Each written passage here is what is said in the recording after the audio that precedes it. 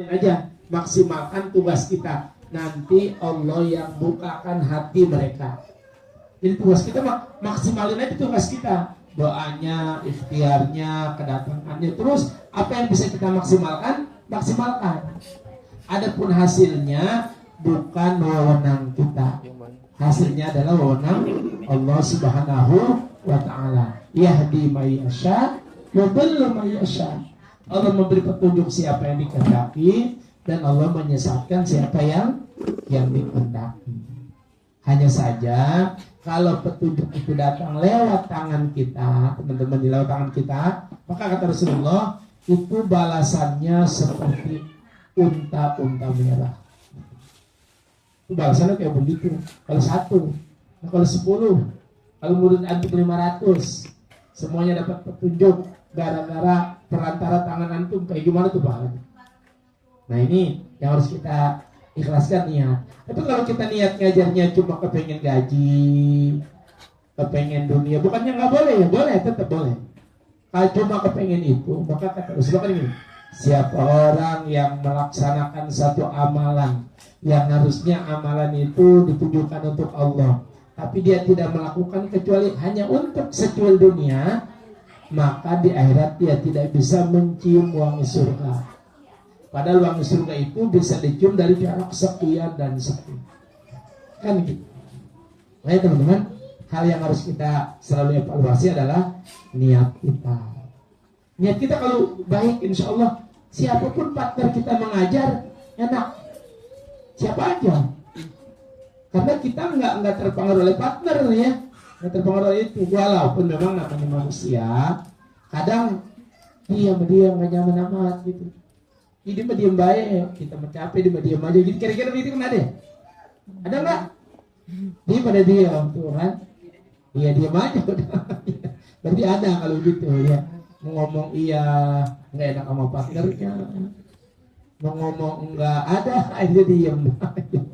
Ya, nggak begitu teman-teman. Tapi sekali lagi, kalau niat kitanya karena Allah, insya Allah siapapun partner mengajar kita baik, insya Allah ya. Gitu teman-teman ya. Kan sebenarnya bukan partner kita nggak baik, kita belum bisa menyelami dia. Apapun yang kita lakukan baik bagi orang yang mencintai kita. Gitu. Apapun yang kita lakukan salah bagi orang yang memusuhi kita. Benar gitu? Iya, kalau kata suami kita orang baik, udah mau kita masak asin nggak enak aja.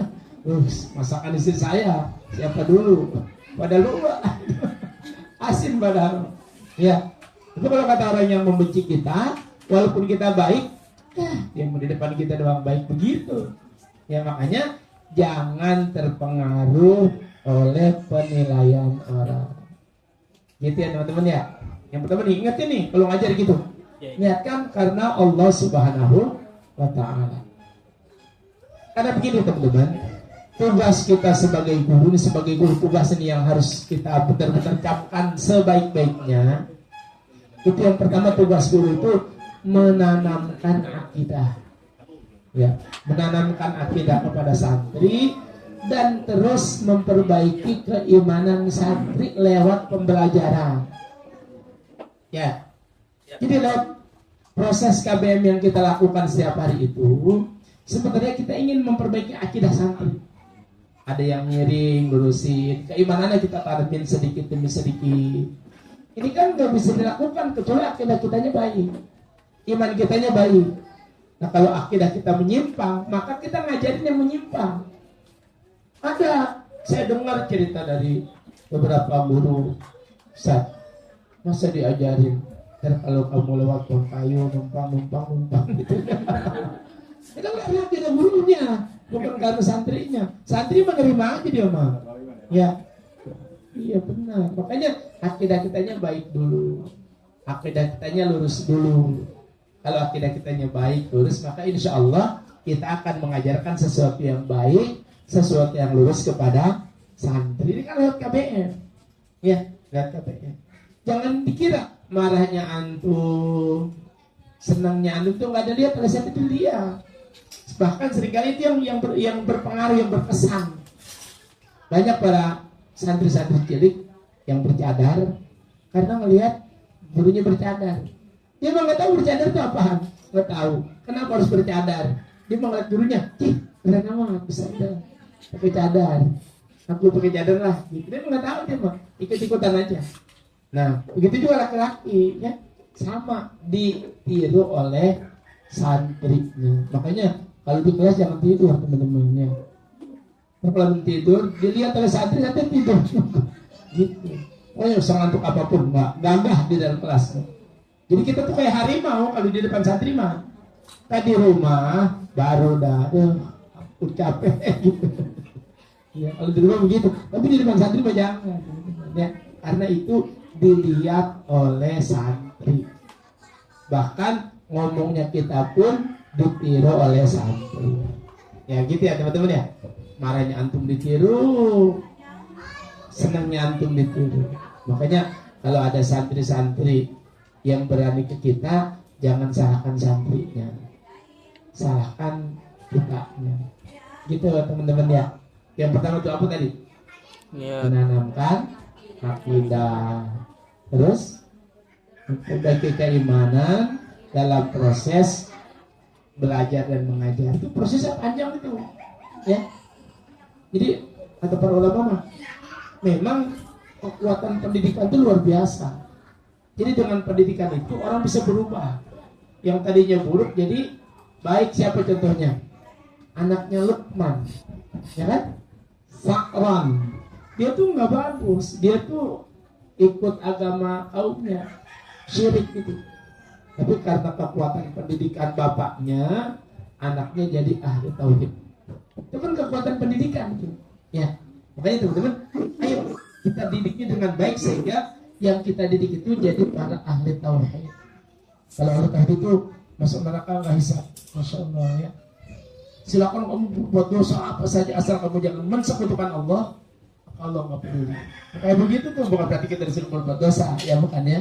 Artinya ketika di hati kita tidak ada syirik sekecil apapun, tidak ada dosa itu sekecil apapun, maka insya Allah tetap masuk ke dalam surganya Allah Subhanahu Wa Taala. Walaupun kalau kata Pak Kiai kayak kita mah, walaupun direndam dulu, naudzubillah ya, direndam dulu, direndam di mana? Direndam di neraka dulu. Tapi asal masih ada tauhidnya, orang bertauhid itu masuk surga, insya Allah. Nggak kekal di neraka. Cuma masa kita mau mampir teman-teman, jangan ya. Nah yang kedua nih teman-teman. Tugas guru terhadap santri itu kasih nasihat. Ya, ini nasihat itu penting banget. Kata Allah, berilah nasihat itu bermanfaat buat orang-orang yang beriman. Jadi memberi nasihat itu tugas guru. Bisa kasih nasihat ya? Bisa gak? Bisa teman-teman. Saya belum pernah dikasih nasihat. Bagaimana jawabnya? Kalau kamu nggak pernah dengar nasihat, nggak ada yang memberikan kamu nasihat, cukuplah kematian itu nasihat buat kamu. Ya, kematian itu nasihat, teman-teman. Nasihat yang dia, nasihat yang mau tidak mau kita akan sampai pada titik itu.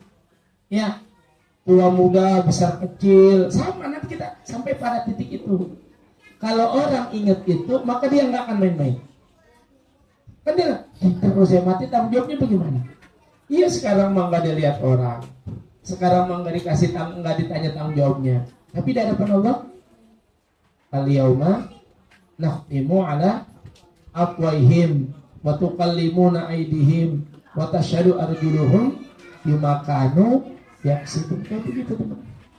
Mulutnya ditutup, tangan sama kakinya bersaksi tuh. Gimana itu kalau gitu? Makanya kali ingat, astagfirullahaladzim ya Allah, dosa saya dulu banyak amat. Astagfirullahaladzim. Nah, mudah-mudahan dengan proses belajar mengajar ini kita ngajarin kepada santri apa yang pernah kita lakukan yang salah dulu dihapus oleh Allah Subhanahu wa Ta'ala. Gitu teman-teman ya. Tapi ingat, beri nasihatnya nasihat yang lembut. Jangan apa? Jangan keras gitu. Bagaimana nasihat itu bekerja di diri santri. Kan itu ada triknya tuh.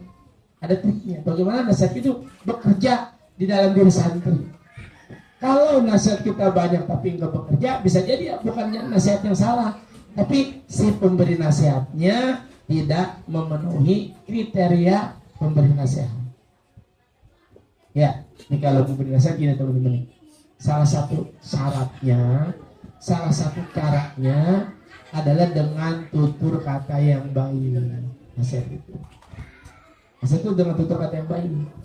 Ya, jangan tutur kata yang tersusun rapi, yang dimengerti oleh orang yang diberi nasihat. Nasihat seperti itu masuk, ya, masuk ini baik terhadap anak, terhadap istri, terhadap suami. Kalau tutur katanya baik, insya Allah nasihat itu masuk. Begitu ya teman-teman ya. Makanya perlu lembut, perlu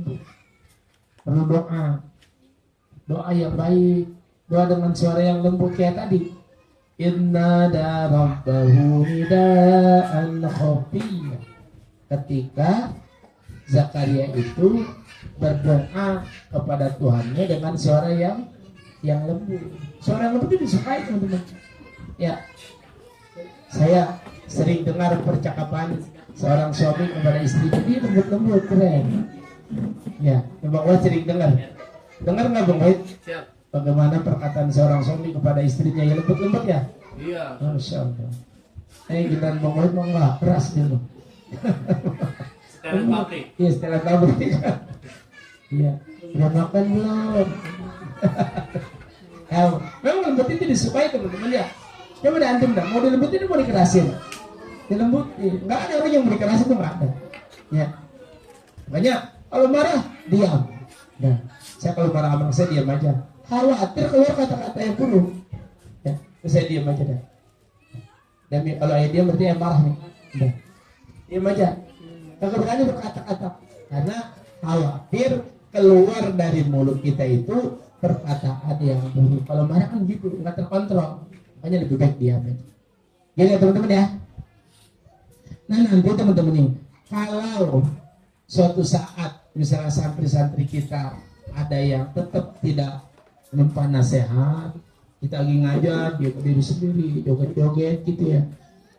Itu sebenarnya gini, boleh disebut nama, boleh disebut, asal jangan membuat dia malu, ya. Seperti Musa, ya udah, jangan, tapi jangan sampai dia malu, ya, sampai dia malu. Kalau harus menegur secara keras, usahakan tidak menyebut nama.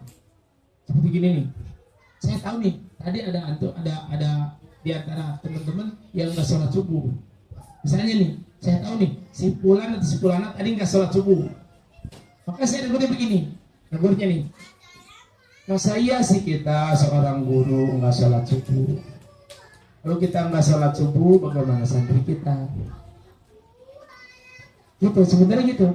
Karena saya tahu ada yang nggak sholat subuh, tapi nggak disebut namanya, nggak disebut Abdurrahman kenapa nggak sholat subuh? Nggak begitu, ya. Ini malah ditegur tapi nggak usah disebut namanya. Kenapa begitu? Biar harga dirinya tidak jatuh. Sebab kalau seorang guru harga dirinya jatuh di depan santri, nanti kata-katanya udah kagak ada bobotnya lagi. Gitu. Kalau seorang guru jatuh di depan santri. Makanya jangan sampai teman-teman negur santri yang kira-kira kesalahannya luar biasa disebut namanya, jangan ya. Kayak misalnya kita tahu si Fulan yang ngumpetin sendal, itu udah tahu tuh. Kalau di depan teman-temannya jangan disebut. Misalnya bisa tahu siapa yang ngumpetin sendal. Semoga ini terakhir dilakukan oleh dia. Ya, tahu Ustadz orangnya. Tapi kan nggak boleh disebut. Kamu kenapa ngumpetin sendal di depan teman-teman? Nggak boleh ya. Kecuali kita pribadi itu. Ngapain sih ngumpetin sendal? Emang sendalnya kurang pak? Gitu. Jangan di depan, teman-temannya jangan di depan gitu. Sebab kalau dianya di depan, ketahuan aibnya, bisa jadi dia tambah lebih buruk, bukan tambah baik. Bisa jadi tambah buruk, bakal terlanjur gitu. Seperti gini, kan ada orang yang suka bilang begitu. Nah, saya mau terlanjur kagak puasa, udah kagak sholat sekalian gitu. Ada yang begitu, ya. Tipe-tipe orang itu beda-beda, makanya dijaga harga diri seorang muslim termasuk santri-santri kita. Ini nanti kalau mengajar gitu ya. Nih Ini kelanjutan yang materi-materi dulu. Kalau masalah guru harus jujur, harus berani, harus punya sikap yang baik, itu mah kudu dah. Silakan sih. Ada ayam bebnya? Oh, suruh kesini saja.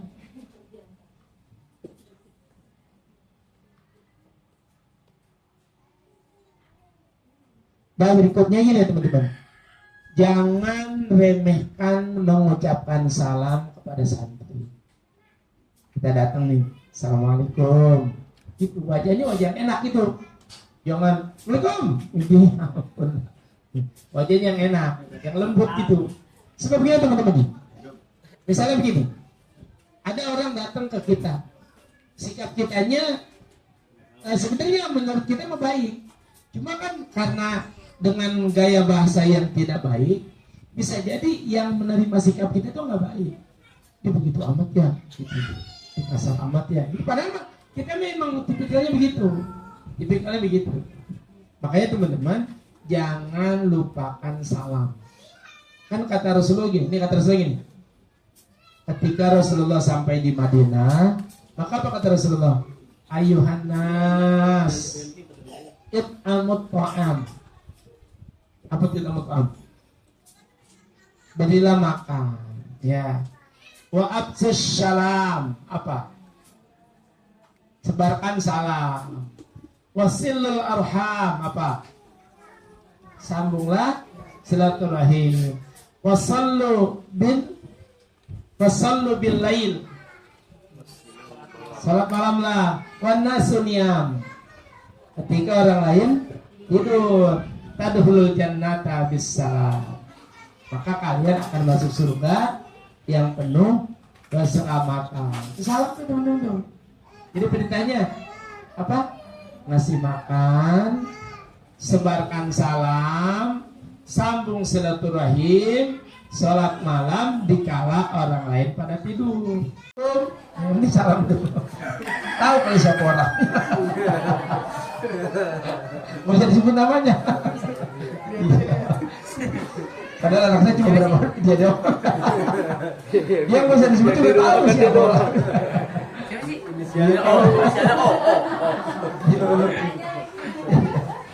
Jadi salam itu.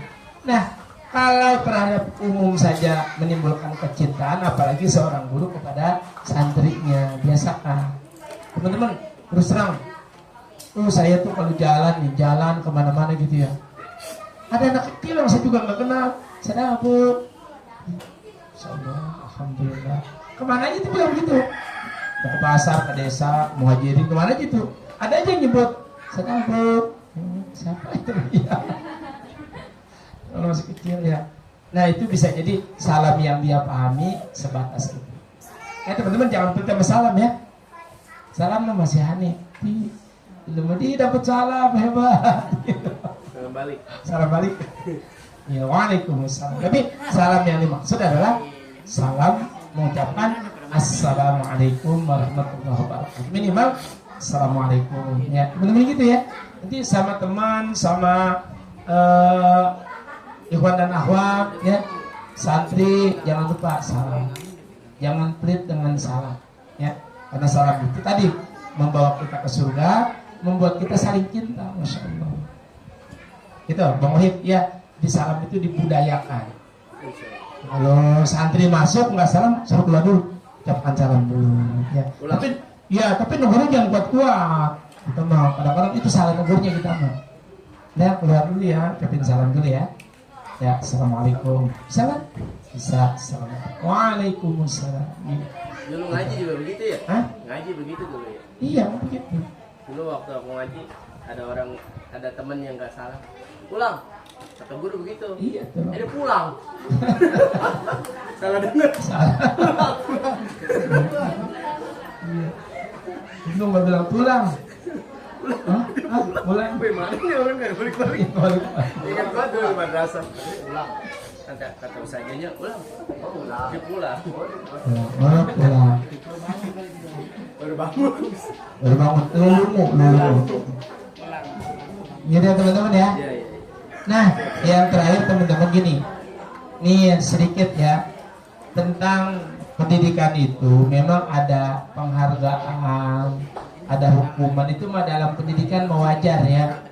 Ada reward namanya, ada punishment, ada hukuman, ada penghargaan gitu. Makanya metode seperti ini ada di zaman Nabi SAW karena memang bermanfaat. Orang kalau salah nggak dihukum, maka dia akan terbiasa dengan kesalahan. Ya, terbiasa dengan kesalahan, sehingga dia akan nyaman dengan kesalahan. Tapi kalau dia dihukum, dia tahu kalau berbuat seperti ini salah, ada hukumannya. Sebelum hukuman dari Allah Subhanahu Wa Taala. Sebab namanya kesalahan itu pasti ada hukuman, teman-teman. Contoh begini nih, kita nggak sholat subuh, kita ngelalaikan sholat, ada hukumannya nggak? Pasti. Kita terlalu ceria di dalam jalan-jalan, ngelupain tilawah, ada hukumannya nggak? Ada. Apa contohnya? Besoknya tilawah susah. Ya, pasti itu mah. Coba deh jajal. Yang biasa enak sholat malam, nggak bangun malam, hukuman teman-teman. Bukannya itu kita capek banget, bukan hukuman itu. Karena kita melalaikan Allah, melupakan Allah, sehingga kita dilupakan. Gitu. Dan hukuman yang paling menyedihkan itu adalah hati kita enggak bahagia mengingat Allah. Gitu kan gitu. Orang yang dilalaikan dengan permainan, maka hukumannya apa? Dia tidak bahagia di dalam mengingat Allah. Enggak bahagia.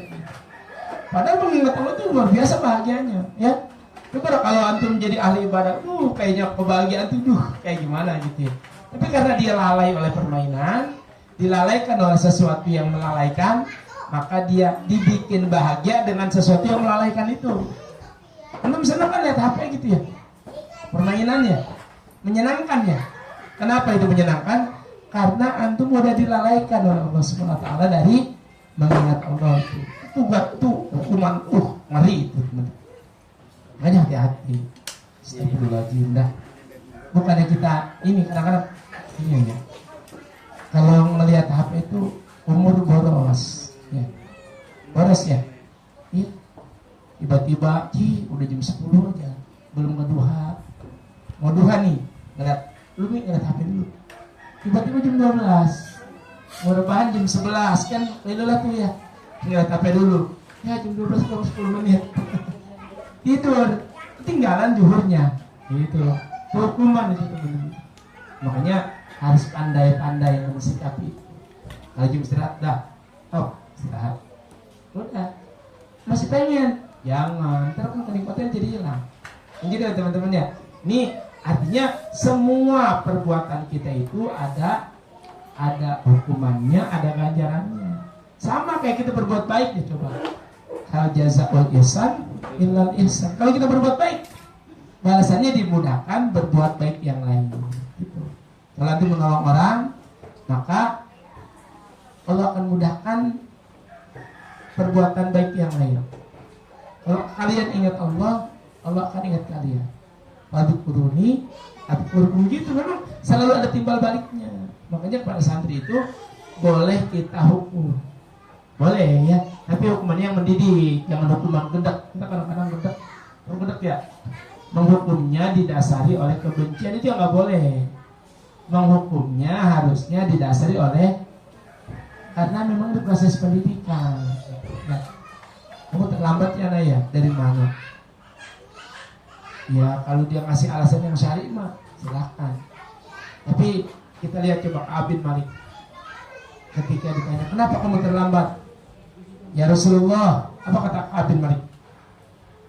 Andai aku bicara di depan orang selain dirimu, tentu aku akan mengumpulkan alasan ABC dan lain sebagainya. Karena aku ini orang yang pandai bersilat lidah. Tapi kan aku tahu Anda ini utusan Allah.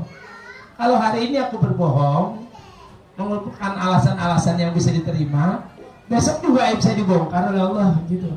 Makanya hari ini saya jujur sama Anda, tidaklah aku terlambat kecuali karena aku berleha-leha. Nah, dihukum oleh Nabi. Apa hukumannya? Didiemin 50 hari. Nggak boleh, nggak diajak ngomong. nggak diajak, nggak dijawab salamnya, itu didiemin. Dan itu bukan yang ngediemin, bukan seorang dua orang, senegara. Nggak boleh. Sama istrinya sampai dipisahin. Ya pisah dulu sama istrinya. 50 hari diemin kayak gimana? Kata Allah, sampai bumi yang luas ini terasa sempit, bumi yang luas ini karena didiemin. Maka mendiamkan itu masuk dalam hukuman. Jadi kalau istri kita macam-macam, diamin aja. Diamin. Kita yang diemin yang baru senyum udah gak kuat. Ya, sama dengan istri begitu. Ya, suami saya nggak bisa tanya-tanya dulu. Ya baru lewat beberapa menit. Ya. Nah itu karena dasar kita menghukum bukan karena Allah Subhanahu wa Ta'ala. Gitu ya teman-teman ya. Jadi ada hukuman, ada juga rewardnya, ada juga penghargaan nih yang harus kita nggak boleh lupa ini. Kalau anak santri-santri kita salah kita hukum, tapi kalau dia berprestasi kita diamkan. Itu yang nggak boleh teman-teman ya. Harus seimbang, balance gitu, balance antara hukuman dan penghargaan itu harus balance. Bahkan kita harus banyak memberikan penghargaan kepada santri itu. Masya Allah, sudah hafal ya, Miss Amma? Alhamdulillah. Anak apa hari ini? Aduh, Ustaz zaman dulu ngapal anak bodoh, gitu. Iya, itu juga lama apa lah kagak hafal apa. Iya, kalian memang hafal seusia segini udah hafal, gitu ya. Jadi ada semacam penghargaan buat dia. Jangan kita itu tadi kalau dia salah dihukum, kalau dia berprestasi kita diamkan, kita diapa-apain. Saya sering mendengar Ustaz Jahan itu di kelas ada di depan rumah saya. Insya Allah gitu. Ngomongnya enak kan? Sembuh ya, tasnya bocor. Ya begitu ya, dia enak gitu. Makanya kalau Bang Wahid marah ya, Bang Wahid istri rebut begitu dimarahin. Marahnya bagaimana kali? Nggak tahu kali ya. Ras ya. Memang begitu teman-teman, jadi harus ada hukuman, harus ada penghargaan. Nah semoga lewat pengalaman kita seperti ini, lewat taklim-taklim kita seperti ini, kita menjadi lebih baik insya Allah ya teman-teman ya. Dan arahan berikutnya teman-teman gini, karena di semester kemarin itu yang paling kentara santri-santri kita itu tentang sholatnya, maka mulai semester ini teman-teman gini, garis besarnya gini, kita akan memberikan materi iman kepada santri per tema ya. Kemarin sebenarnya saya udah